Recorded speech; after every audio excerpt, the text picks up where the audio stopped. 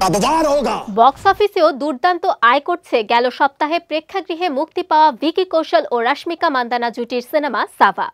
সমালোচকদের প্রশংসাও পাচ্ছে সিনেমাটি। স্যাক নিলকের মতে লক্ষণ উতেকারের ঐতিহাসিক অ্যাকশন ছবিটি 4 দিনে আয় করেছে 140 কোটি রুপির কিছু বেশি। ওয়েবসাইটটি জানিয়েছে যে সাভা 17 ফেব্রুয়ারি 24 কোটি রুপি নেট সংগ্রহ করেছে। প্রাথমিক অনুমান অনুসারে মোট 140.50 কোটি রুপি নেট সংগ্রহ করেছে। 14 ফেব্রুয়ারি ছবিটি 31 কোটি রুপি আয় করে, যা ভ্যালেন্টাইন্স ডেতে মুক্তিপ্রাপ্ত সিনেমার জন্য রেকর্ড ব্রেকিং আয় ছিল। এমনকি গাল্লি বয় রেকর্ডও ভেঙে দেয় এটি। সপ্তাহান্তে বিশাল লাভ দিয়ে 15 ফেব্রুয়ারি 37 কোটি এবং রবিবারে 48.5 কোটি রুপি আয় করে সাভা।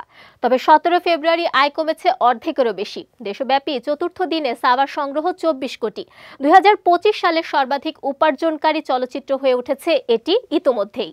14 ফেব্রুয়ারি ভালোবাসা দিবসে মুক্তি পেয়েছে ভিকি কৌশল ও রাশমিকা অভিনীত সাভা। শিবাজি সায়ন্তনীর মারাঠি উপন্যাস অবলম্বনে নির্মিত হয়েছে এটি।